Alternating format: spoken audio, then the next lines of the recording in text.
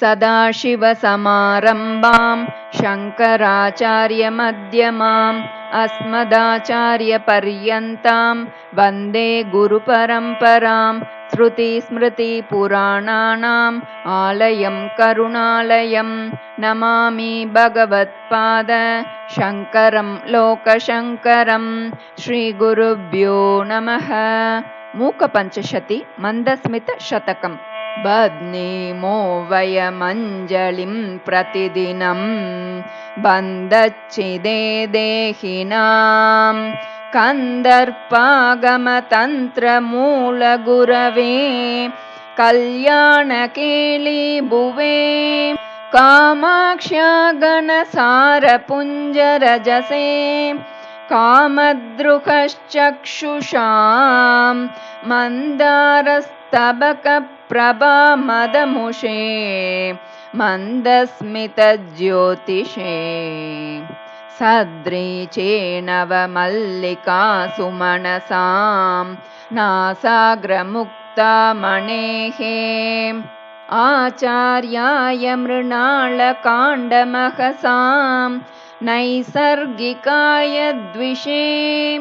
स्वर्धुन्यासः युद्वने हिमरुचेः अर्धासनाद्यासिने कामाक्ष्याः स्मितमञ्जरी धवलिम अद्वैताय तस्मै नमः। कर्पूरद्युतिचातुरीमतितराम् अल्पीयसीं कुर्वती दौर्भाग्योदयमेव संविदधति दौशाकरीणां त्विषां क्षुल्लानेव मनोज्ञमल्लिनिकरान् पुल्लानपि व्यञ्जति कामाक्ष्या मृदुलस्मितांशुलहरी कामप्रसूरस्तु मे। या पीनस्तनमण्डलोपरिलसत् कर्पूरलेपायते या नीले क्षणरात्रिकान्तिततिषु ज्योत्स्ना प्ररोहायते या सौन्दर्यधुनीतरङ्गततिषु व्यालोलहंसायते कामाक्ष्याः शिशिरीकरोतु हृदयं सा मे स्मितप्राचुरी। येषां गच्छति पूर्वपक्षसरणिं कौमुद्वतश्वेतिमा येषां सन्ततमारुरुक्षति तुला कक्ष्यां शरच्चन्द्रमाः येषामिच्छति कम्बुरप्यसुलभाम् अन्ते वसत्प्रक्रियां कामाक्ष्या ममतां हरन्तु ममते हासत्विषमङ्कुराः आशासीमसु सन्ततं विदधति नैषाकरीं व्याक्रियां काषाणामभिमानभङ्गकलना कौशल्यमाबिभ्रति ईशानेन विलोकिता सकुतुकं कामाक्षिते कल्मष क्लेशापायकरी चकास्तिलहरी मन्दस्मितज्योतिषाम् आरूढस्य समुन्नतस्तनतटी साम्राज्यसिंहासनं कन्दर्पस्य विभोर्जगत्त्रयजय प्राकट्यमुद्रानिदेहे यस्याश्चामरचातुरीं कलयते रश्मिच्चटा सा मन्दस्मितमञ्जरी भवतु नः कामाय कामाक्षि ते। शम्भोर्या परिरम्भसम्भ्रमविदौ नैर्मल्यसीमानिधिः गैर्वाणीव तरङ्गिनी कृतमृदु स्यन्दां कलिन्दात्मजाम् कल्माषीकुरुते कलङ्कसुषमां कण्ठस्थलीचुम्बिनीं कामाक्ष्यास्मितकन्दली भवतु नः कल्याणसन्दोहिनी जेतुं हारलतामिव स्तनतटीं सज्जग्मुषी सन्ततं गन्तुं निर्मलतामिव द्विगुणितां मग्ना कृपास्रोतसे लब्धुं विस्मयनीयताम् इव हरं रागाकुलं कुर्वती मञ्जुस्ते स्मितमञ्जरी भवभयं मत्नातु कामाक्षि मे श्वेतापि प्रकटं निशाकररुचां मालिन्यमातन्वती शीतापि स्मरपावकं पशुपतेः सन्दुक्षयन्ती सदा स्वाभाव्या ददराश्रितापि नमताम् उच्चैर्दिशन्ति गतिं कामाक्षि स्फुटमन्तरा स्फुरतु नः त्वन्मन्दहासप्रभा वक्त्रश्रीसरसीजले तरलित भ्रूवल्लिकल्लोलिते कालिं न ददति कटाक्षजनुषा माधुव्रतीं व्यापृतिं निर्निद्रामलपुण्डरीककुहना पाण्डित्यमाबिभ्रती कामाक्ष्याः स्मितचातुरी मम मनः कातर्यमुन्मूलयेत् नित्यं बाधितबन्धुजीवमदरं मैत्रीजुषं पल्लवैः शुद्धस्य द्विजमण्डलस्य चतिर स्कर्तारमप्याश्रिता या वै मल्यवती सदैव नमतां चेतः पुनीतेतरां कामाक्ष्या हृदयं प्रसादयतु मे सा मन्दहासप्रभा द्रुह्यन्ती तमसे मुहुः कुमुदिनी साहाय्यमाबिभ्रती यान्ति चन्द्रकिशोरशेखरवपुः सौदाङ्गणे प्रेङ्कणं ज्ञानाम्बोनिधिवीचिकां सुमनसां कूलङ्कषां कुर्वती कामाक्ष्याः स्मितकौमुदी हरतु मे संसारतापोदयम् काश्मीरद्रवदातु कर्दमरुचा कल्माषतां बिभ्रती हंसौदैरिव कुर्वती परिचितिं हारीकृतैर्मौक्तिकैः वक्षोजन्मतुषारशैलकटके सञ्चारमातन्वती कामाक्ष्या मृदुलस्मितद्युतिमयी भागीरथी भासते कम्बोर्वंशपरम्परा इव कृपा सन्तानवल्ली भुवः सम्पुल्लस्तबका इव प्रसुमरा मूर्ता प्रसादा इव वाक्पीयूषकणा इव त्रिपतगा पर्यायभेदा इव भ्राजन्ते तव मन्दहासकिरणाः काञ्चीपुरी नायिके वक्षोजे गणसारपत्ररचना भङ्गीसपत्नायिता कण्ठे मौक्तिकहारयष्टिकिरण व्यापारमुद्रायिता ओष्ठश्रीनिकुरुम्बपल्लवपुटे प्रेङ्कत्प्रसूनायिता कामाक्षि स्फुरतां मदीयहृदये त्वन्मन्दहासप्रभा येषां बिन्दुरिवोपरि प्रचलितः नासाग्रमुक्ता मणिः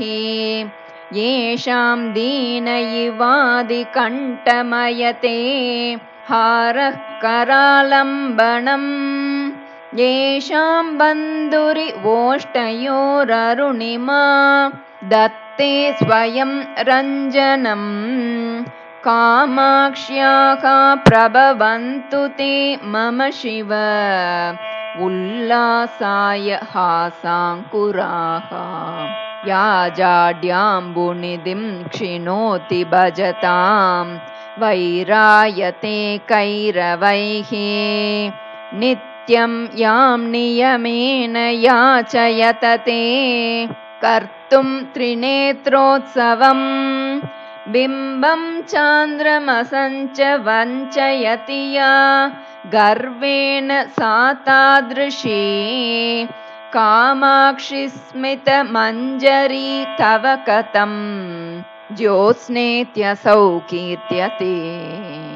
आरूढारभसात्पुरपुररिपोः आश्लेषणोपक्रमे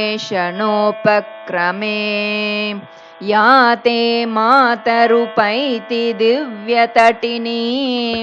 शङ्काकरी तत्क्षणम् वोष्ठौ वेपयति भ्रुवौ कुटिलयति आनम्रयत्याननम् तां वन्दे मृदुहासपूरसुषमाम् एकाम्रनाथप्रिये वक्त्रेन्द्रोस्तव चन्द्रिकास्मितततिर्वल्गुस्फुरन्ती सतां स्याचेद्युक्तमिदं चकोरमनसां कामाक्षि कौतूहलम् एतच्चित्रमहर्निशं यदधिकां येषा रुचिं गाहते बिम्बोष्टद्युमणिप्रभा स्वपि च यद् बिम्बोकमालम्बते सादृश्यं कलशाम्बुधेर्वहति यत् कामाक्षि मन्दस्मितं शोभामोष्टरुचाम्बविद्रुमभवम् एतद्विदां ब्रूमहे एकस्मादुदितं पुरा किल पपौ शर्वपुराणपुमान् एतन्मध्य समुद्भवं रसयते माधुर्यरूपं रसम् उत्तुङ्गस्तनकुम्भशैलकटके विस्तारिकस्तूरिका पत्रश्रीजुषिचञ्चलास्मितरुचः कामाक्षि ते कोमलाः सन्ध्यादीदितिरञ्जिता इव मुहुः सान्द्राधरज्योतिषा व्यालोलामलशारदा भ्रशकल व्यापारमातन्वते क्षीरं दूरत एव तिष्ठतु कथं वैमल्यमात्रादिदं मातस्ते सह पाटवीतिमयतां मन्दस्मितैर्मञ्जुळैः किं चेयन्तु बिदास्ति दोहनवशात् एकं तु सञ्जायते कामाक्षि स्वयमर्तितं प्रणमताम् अन्यत्तु दोदुह्यते कर्पूरैरमृतैर्जगज्जननि ते कामाक्षि चन्द्रातपैः मुक्ताहारगुणैर्मृणालवलयैः मुग्धस्मितश्रीरियं श्रीकाञ्चीपुरनायिके समतया संस्तूयते सज्जनैः तत्तादृङ्मम तापशान्तिविधये किं देवि मन्दायते मध्ये गर्भितमञ्जुवाक्यलहरीम् आद्विजरीशीतला मन्दारस्तबकायते जननि ते मन्दस्मितां शुच्चटा यस्या वर्धयितुं मुहुर्विकसनं कामाक्षि कामद्रुहः वल्गुर्वीक्षणविभ्रमव्यतिकरः वासन्तमासायते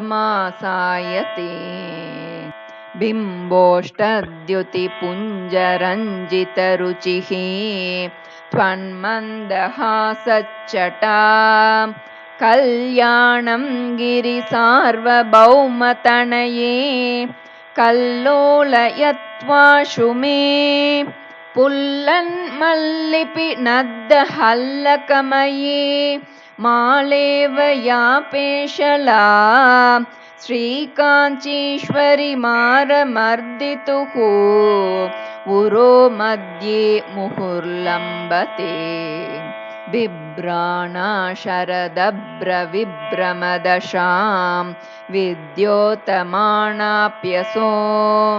कामाक्षि स्मितमञ्जरीकिरति ते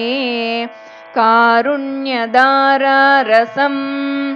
आश्चर्यं शिशिरीकरोति जगति आलोक्य चैनामहो कामं केलति नीलकण्ठहृदयं कौतूहलान्दोलितम् प्रेङ्कत्प्रौढकटाक्षकुञ्जकुहरेषु अत्यच्च गुच्चायितं वक्त्रेन्दुच्चविसिन्धुवीचिनिचये पेणप्रतानायितं नैरन्तर्यविजृम्भितस्तनतटे नैचोलपट्टायितं कालुष्यं कबलीकरोतु मम ते कामाक्षि मन्दस्मितम् पीयूषं तव मन्तरस्मितमिति व्यर्थैव सापप्रता कामाक्षि ध्रुवमीदृशं यदि भवेत् एतत् कथं वा शिवे मन्दारस्य कतालवं न सहते मत्नाति मन्दाकिनी इन्दुं निन्दति कीर्तितेऽपि कलशी पातोदिमीश्यायते विश्वेषां नयनोत्सवं वितनुतां विद्योततां चन्द्रमाः विख्यातो मदनान्तकेन मुकुटी मध्ये च सम्मान्यताम् किं जातमनेन हाससुषमाम् आलोक्य कामाक्षि ते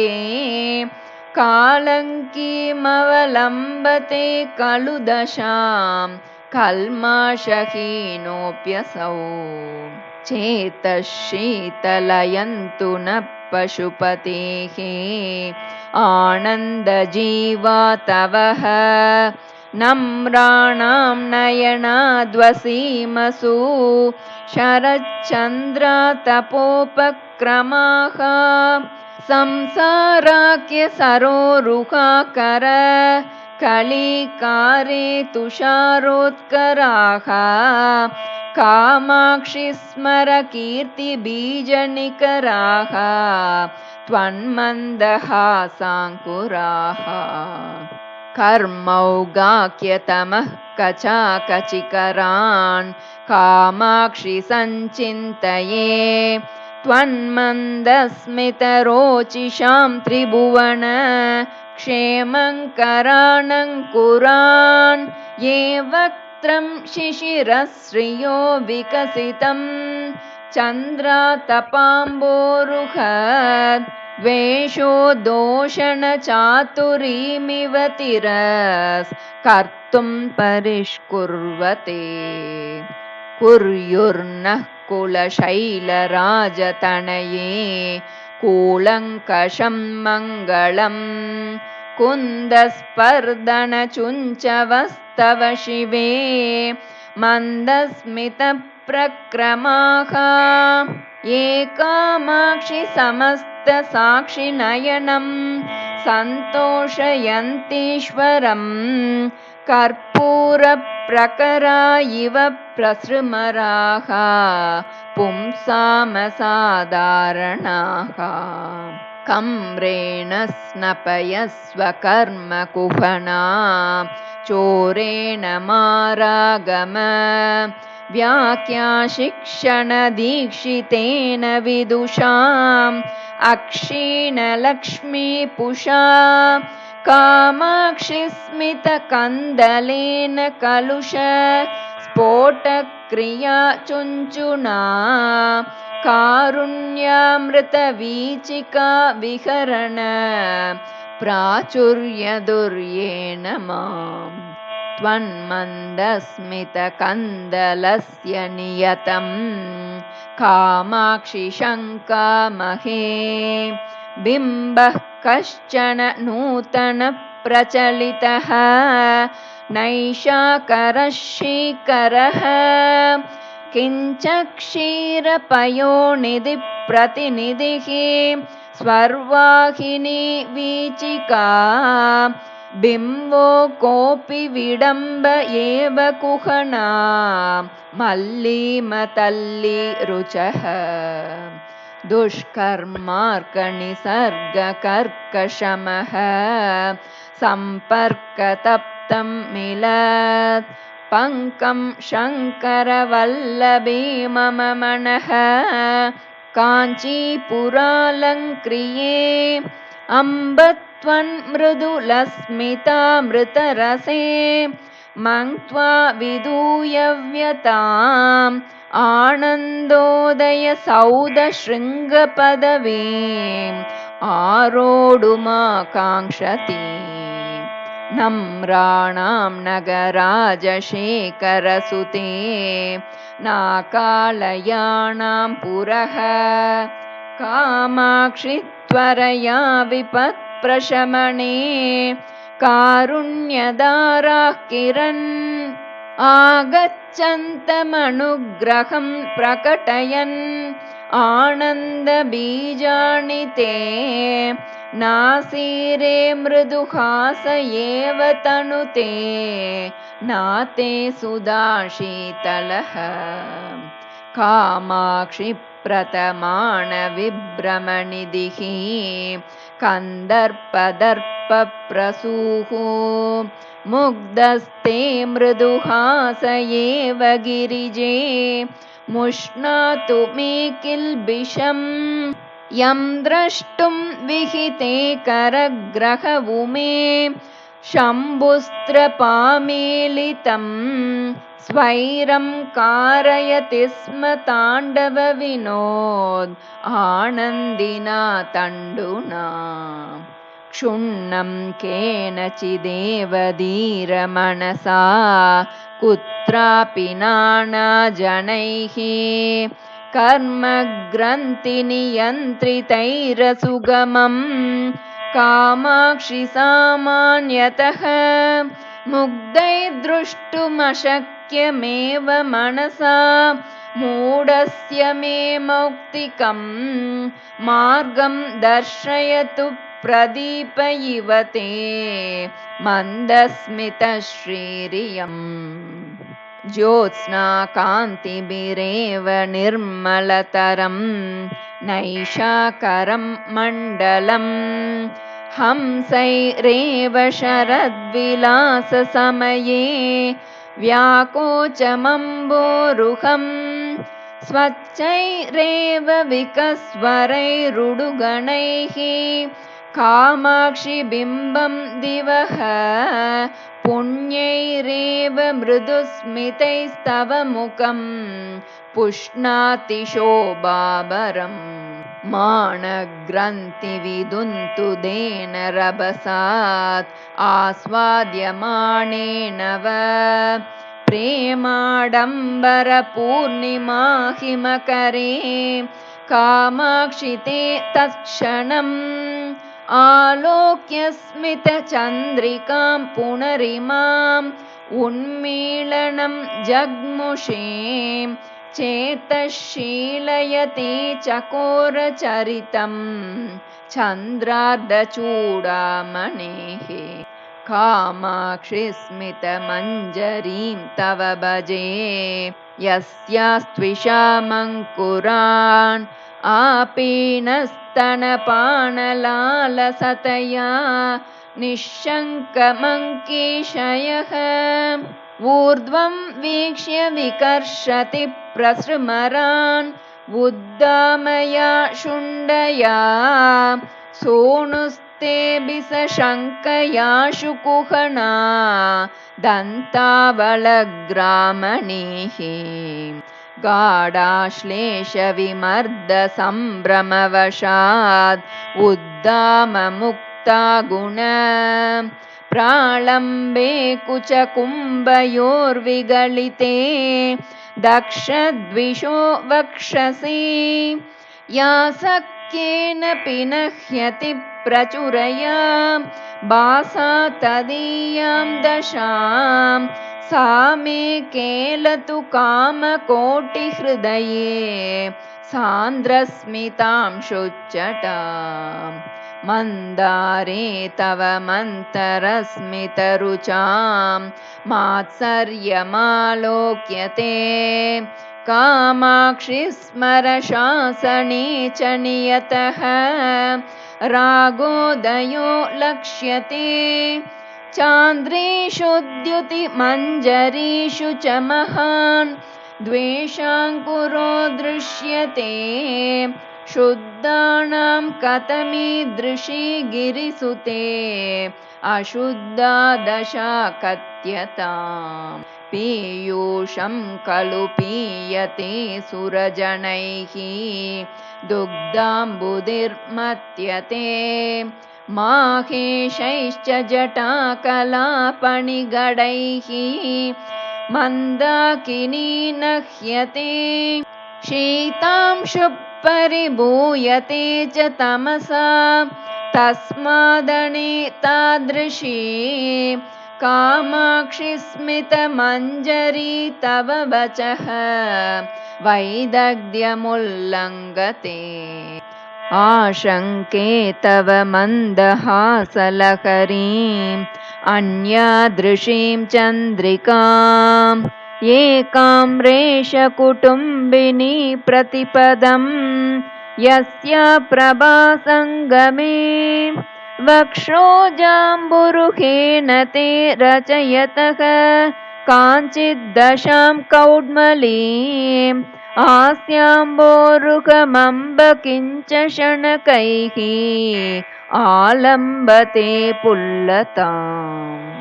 आस्तीर्णादरकान्तिपल्लवचये पातं मुहुर्जग्मुषी मारद्रोहिणि कन्दलत्स्मरशर ज्वालाबलिर्व्यञ्जति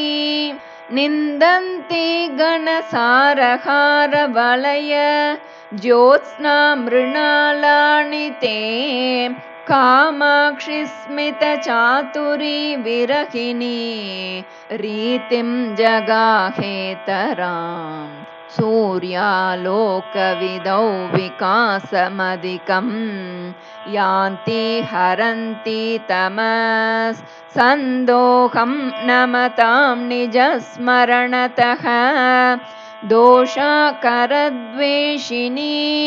निर्यान्ति वदनारविन्दकुहरान् निर्धूतजाट्यान् नृणां श्रीकामाक्षि तव स्मितद्युतिमयी चित्रीयते चन्द्रिका कुण्टीकुर्युरमी कुबोधघटनाम् अस्मन्मनोमातिनीं श्रीकामाक्षि शिवङ्करास्तव शिवे श्रीमन्दहासाङ्कुराः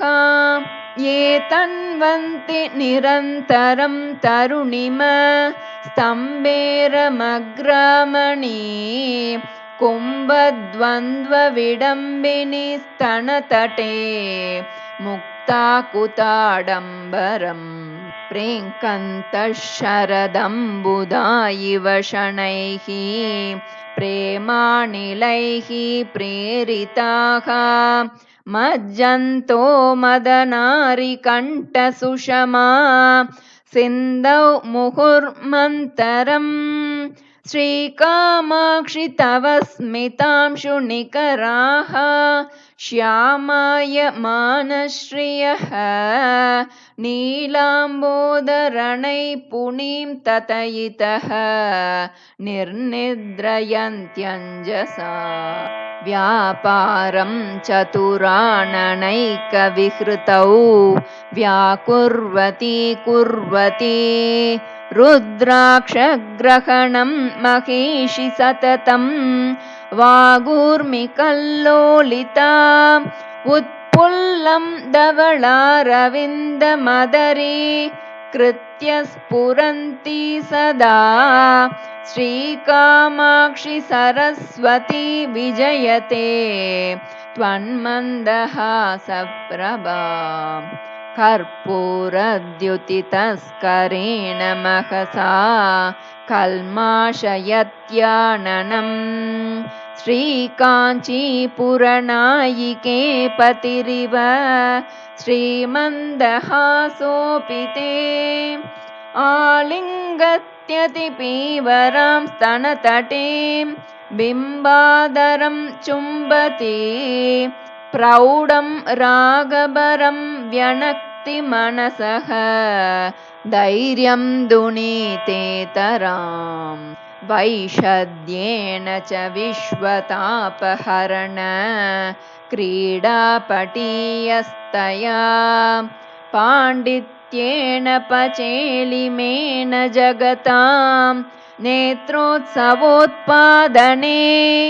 कामाक्षी स्मितकन्दलैस्तव तुलाम् आरोढुमुद्योगिनी ज्योत्स्नासौ जलराशिपोषणतया दूष्यां प्रपन्ना दशां लावण्याम्बुजिनी मृणालवलयैः शृङ्गारगन्धद्विप ग्रामण्यश्रुतिचामरैस्तरुणिम स्वाराज्यतेजोङ्कुरैः आनन्दामृतसिन्धुवीचिपृशतैः आस्याब्जहंसैस्तव श्रीकामाक्षि मताणमन्दहसितैः मत्कं मनः कल्मषम् उत्तुङ्गस्तनमण्डली परिचलन् माणिक्यहारच्चटा चञ्चच्चोणिमपुञ्जमध्यसरणिं मातः परिष्कुर्वती या वैदग्ध्यमुपैति शङ्करजटा कान्तारवाटीपतत् स्वर्वापि पयसस्मितद्युतिरसौ कामाक्षि ते मञ्जुळा सन्नामैकजुषा जनेन सुलभं संसूचयन्ती शनैः उत्तुङ्गस्य चिरादनुग्रहतरः उत्पत्स्यमानं फलं प्रातं येन विकस्वरा कुसुमवत् प्रागल्भ्यमभ्येयुषी कामाक्षि स्मितचातुरी तव मम क्षेमङ्करी कल्पताम् दानुष्काग्रसरस्य लोलकुटिल भ्रूलेखया बिभ्रतः लीलालोकशिलीमुखं नववयः साम्राज्यलक्ष्मीपुषः जेतुं मन्मथमर्दिनं जननि ते कामाक्षि हासस्वयं वल्गुर्विभ्रमभूभृतो वितनुते सेनापतिप्रक्रियां यन्नाकम्पतकालकूटकबली कारे चुचुम्बेन ग्लान्या चक्षुषिरूषितानलशिके रुद्रस्य तत्तादृशं चेतो यत्प्रसभं स्मरज्वरशिके ज्वालेन लेलिह्यते तत्कामाक्षि तव स्मितांशुकलिका हेलाभवं प्राभवम् संभिन्नेव सुपर्वलोकतटिनी वीचीचयैर्यामुनैः सम्मिश्रेव शशाङ्कदीप्तिलहरी नीलैर्महानीरदैः कामाक्षि स्फुरिता तव स्मितरुचिः कालाञ्जनस्पर्धिना कालिम्नाकचरोचिषां व्यतिकरे काञ्चिद्दशामश्नुते जानीमो जगदीश्वरप्रणयिनी त्वन्मन्दहासप्रभां श्रीकामाक्षि सरोजिनीमभिनवः येषा यतः सर्वदा आस्येन्दोरवलोकने पशुपतेः अभ्येति सम्पुल्लतां तन्द्रालुस्तदभाव एव तनुते तद्वैपरीत्यक्रमम् यान्ति लोहितिमानमभ्रतटिनी धातुच्छटाकर्दमैः भान्ति बालकबस्तिमालिकिरणैः मेघावली शारदी बिम्बोष्टद्युतिपुञ्जचुम्बनकला शोणायमानेन ते कामाक्षि स्मितरोचिषा समदशाम् आरोढुमाकाङ्क्षते श्रीकामाक्षि मुखेन्दुभूषणमिदं मन्दस्मितं तावकं नेत्रानन्दकरं तथा हिमकरः गच्छेद्यथातिग्मतां शीतं देवि तथा यथा हिमजलं सन्तापमुद्रास्पदम् श्वेतं किञ्च तथा यथा मलिनतां दत्ते च मुक्तामणिः त्वन्मन्दस्मितमञ्जरीं प्रसृमरां कामाक्षि चन्द्रातपं सन्तः सन्ततमामनन्त्यमलता तल्लक्षणं लक्ष्यते अस्माकन्न दुनोति तापमधिकं दूनोति नाभ्यन्तरं द्वान्तं तत्खलु दुःखिनो वयमिदं केनेति नो विद्महे नम्रस्य प्रणयप्ररूढकलह छेदाय पादाब्जयोः मन्दं चन्द्रकिशोरशेखरमणेः कामाक्षिरागेण ते बन्धूकप्रसवश्रियं जितवतः बंहीयसीं तादृशीं बिम्बोष्टस्य रुचिं निरस्य हसित ज्योत्स्ना वयस्यायते मुक्तानां परिमोचनं विदधतः तत्प्रीतिनिष्पादिने भूयो दूरत एव दूतमरुतः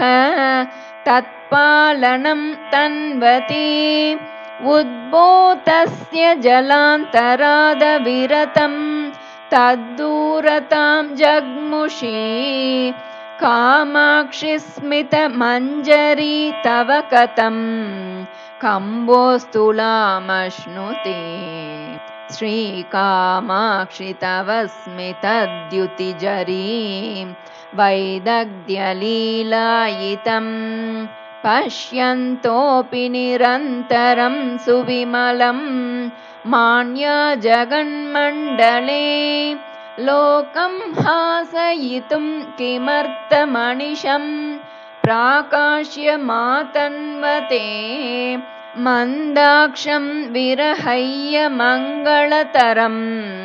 मन्दारचन्द्रादयः क्षीराब्देरपि शैलराजतनये त्वन्मन्दहासस्य च श्रीकामाक्षि मोदयनिदेहे किञ्चिद्विदां ब्रूमहे एकस्मै पुरुषाय देवि सददौ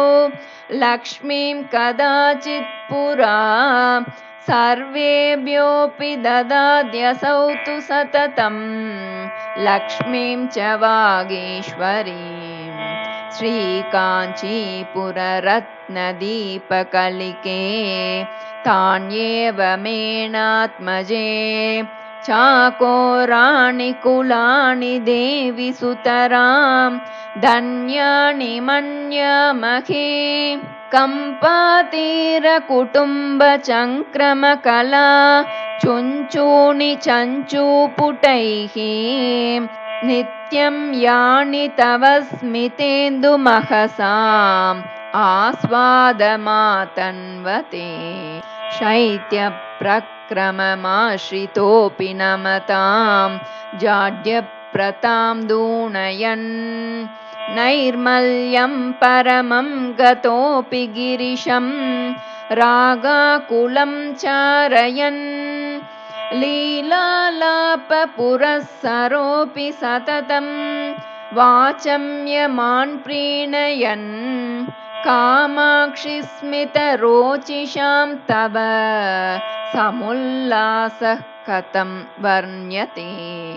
श्रोणी चञ्चलमेकलामुखरितं लीलागतं मन्तरम् भ्रूवल्लीचलनं कटाक्षवलनं मन्दाक्षवीक्षाचनं यद्वैदग्ध्यमुखेन मन्मथरिपुं सम्मोहयन्त्यञ्जसा श्रीकामाक्षि तव स्मिताय सततं तस्मै नमस्कुर्महे श्रीकामाक्षि मनोज्ञमन्दहसित ज्योतिष्प्ररोहे तव स्फीतश्वेतिमसार्वभौमसरणी प्रागल्भ्यमभ्येयुषी चन्द्रोऽयं युवराजतां कलयते चेटीदुरं चन्द्रिका शुद्धा सा च सुधाजरी सहचरी साधर्म्यमालम्बते ज्योत्स्ना किं तनुते फलं तनुमताम् औष्ण्यप्रशान्तिं विना त्वन्मन्दस्मितरोचिषा तनुमतां कामाक्षिरोचिष्णुना सन्तापो विनिवार्यते नववयः प्राचुर्यमङ्कुर्यते सौन्दर्यं परिपूर्यते जगति सा कीर्तिश्च सञ्चार्यते वैमल्यं कुमुदश्रियां हिमरुचः कान्त्यैव सन्दुक्ष्यते ज्योत्स्नारोचिरपि प्रदोषसमयं प्राप्यैव सम्पद्यते स्वच्छत्वं नवमौक्तिकस्य परमं संस्कारतो दृश्यते कामाक्ष्याः स्मितदीदितेर्विशदिमा नैसर्गिको भासते प्राकाश्यं परमेश्वरप्रणयिनी त्वन्मन्दहासश्रियः श्रीकामाक्षि मम क्षिणोतु ममता वैचक्षणीमक्षयां यद्भीत्येव निलीयते हिमकरः मेघोदरे शुक्तिका गर्भे मौक्तिकमण्डली च सरसी मध्ये मृणाली च सा हेरम्बे च गुहे च हर्षभरितं वात्सल्यमङ्कुरयत् मारद्रोहिणि पूरुषे सह भुवं प्रेमाङ्कुरं व्यञ्जयत् आनम्रेषु जनेषु पूर्णकरुणा वैदग्ध्यमुत्तालयत् कामाक्षि स्मितमञ्जसा तव कथं कारं मया कथ्यते संक्रुद्धद्विजराजकोऽप्यविरतं कुर्वन् द्विजैः सङ्गमं वाणी पद्धति दूरगोऽपि सततं तत्साहचर्यं वहन् अश्रान्तं पशुदुर्लभोऽपि कलयन् पत्यौ पशूनां रतिं श्रीकामाक्षि तव स्मितामृतरस स्यन्दो मयि स्पन्दताम् श्रीकामाक्षि महेश्वरी निरुपम प्रेमाकुरप्रक्रमं नित्यं यः प्रकटीकरोति सहजां उन्निद्रयन्माधुरीं तत्तादृक्तव मन्दहासमहिमा मातः कथं मानितां तन्मूर्नासुरनिम्नगां च कलिकां इन्दोश्च तां निन्दति ये माधुर्यविहारमण्डपभुवः ये शैत्यमुद्राकराः ये वैषद्यदशाविशेषसुभगाः ते मन्दहासाङ्कुराः कामाक्ष्या सहजं गुणत्रयमिदं पर्यायतः कुर्वतां वाणी गुम्पणडम्बरे च हृदये कीर्तिप्ररोहे च मे कामाक्ष्या मृदुलस्मितां शुनिकरा दक्षान्तके वीक्षणे मन्दाक्षग्रहिलाहि मद्युति मयूकाक्षे पदीक्षाङ्कुराः दाक्ष्यं पक्ष्मलयन्तु माक्षिकगुड द्राक्षाभवं वाक्षु मे सूक्ष्मं मोक्षपथं निरीक्षितुमपि प्रक्षालयेयुर्मनः जात्या शीतशीतलानि मधुराणि एतानि पूतानि ते गाङ्गाणीव पयांसि देवि पटलानि अल्पस्मितज्योतिषां येन पङ्कपरम्परामलिनितां एकाम्रनाथप्रिये प्रज्ञानात्सुतरां मदीयदिशनां प्रक्षालयन्तु क्षणा अश्रान्तं परतन्त्रिपशुपतिः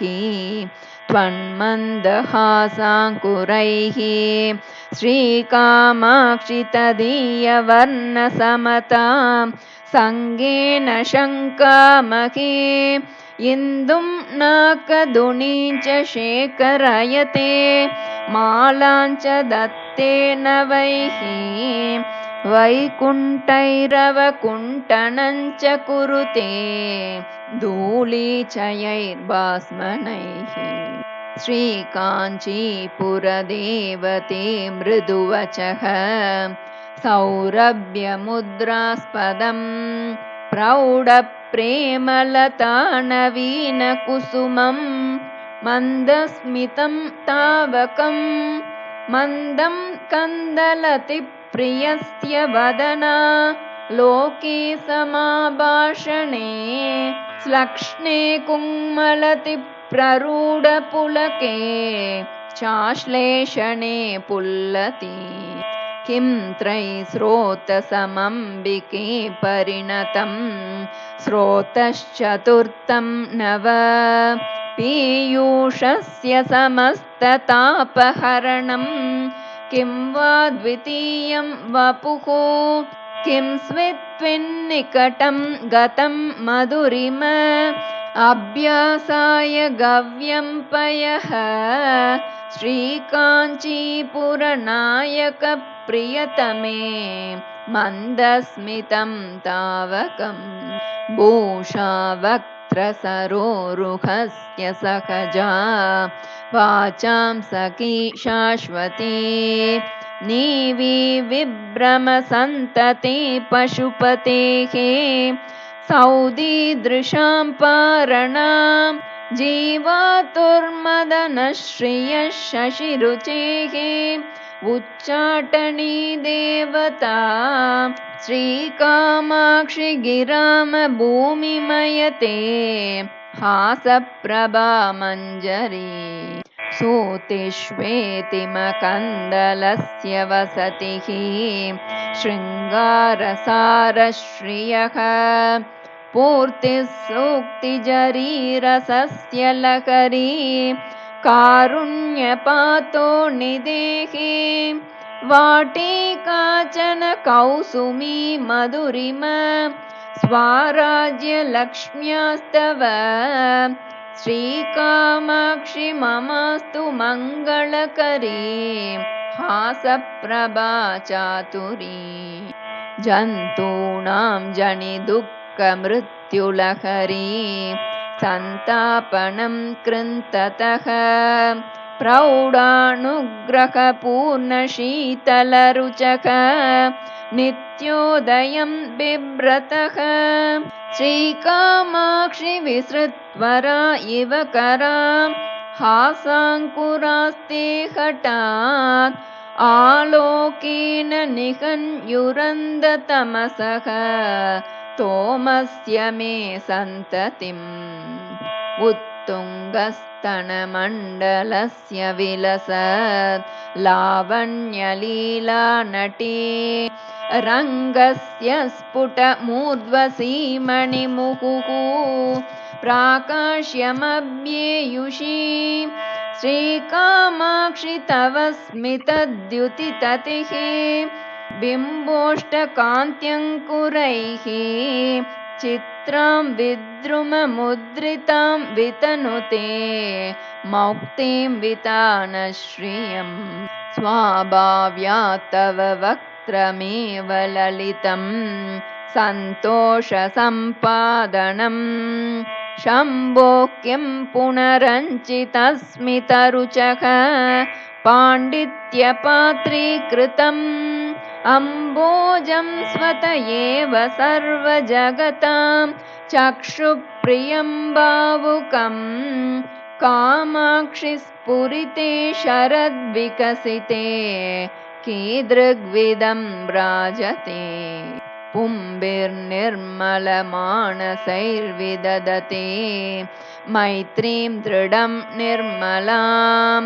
लब्ध्वा कर्मलयञ्च निर्मलतरां कीर्तिं लभन्ते तरां सूक्तिं पक्ष्मलयन्ति निर्मलतमां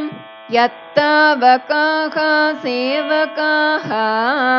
तत्कामाक्षि तव स्मितस्य कलया नैर्मल्यसीमानि देहे आकर्षन्नयनानि नाकि सदसां शैत्येन संस्तम्भयन् निन्दुं किञ्च विमोहयन् पशुपतिं विश्वार्तिमुच्चाटयन् हिंसत्संस्मृतिडम्बरं तव शिवे हासाह्वयो मान्त्रिकः श्रीकामाक्षि मदीयमानसतमो विद्वेषणे चेष्टताम् क्षेपीय क्षपयन्तु कल्मषभयानि अस्माकमल्पस्मित ज्योतिर्मण्डलचङ्क्रमास्तव शिवे कामाक्षि रोचिष्णवः पीडाकर्मटकर्म समय व्यापारतापानल श्रीपातानवहर्षवर्षणसुधा स्रोतस्विनी शेखराः श्रीकामाक्षि तव स्मितैन्दवमहः पूरे परिस्फूर्जति प्रौढां वारिधि चातुरीं कलयते भक्तात्मनां प्रातिभम् दौर्गत्यप्रसरास्तमपटलिका साधर्म्यमाबिभ्रते सर्वं कैरवसाहचर्यपदवी रीतिं विदत्ते परम् मन्दारादिषु मन्मतारिमहिषी प्राकाश्य रीतिं निजां कादाचित् कथया विशङ्क्य बहुशः वैषद्यमुद्रा गुणः श्रीकामाक्षि तदीयसङ्गमकला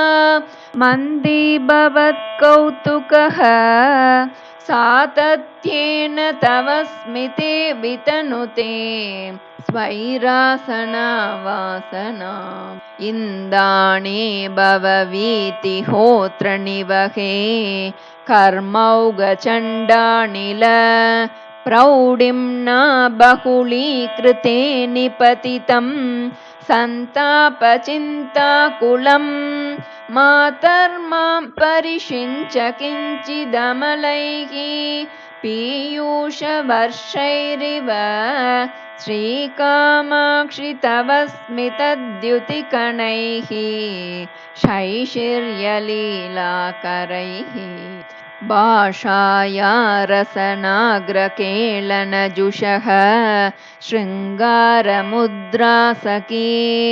लीलाजातरते सुखेन नियम स्नानायमेनात्मजे श्रीकामाक्षि सुधामयीव शिशिरा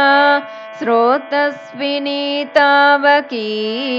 गाढानन्दतरङ्गिता विजयते हासप्रभा चातुरी सन्तापं विरलीकरोतु सकलं कामाक्षि मच्चेतना मज्जन्ती मधुरस्मितामरदुनी कल्लोलजालेषु ते नैरन्तर्यमुपेत्य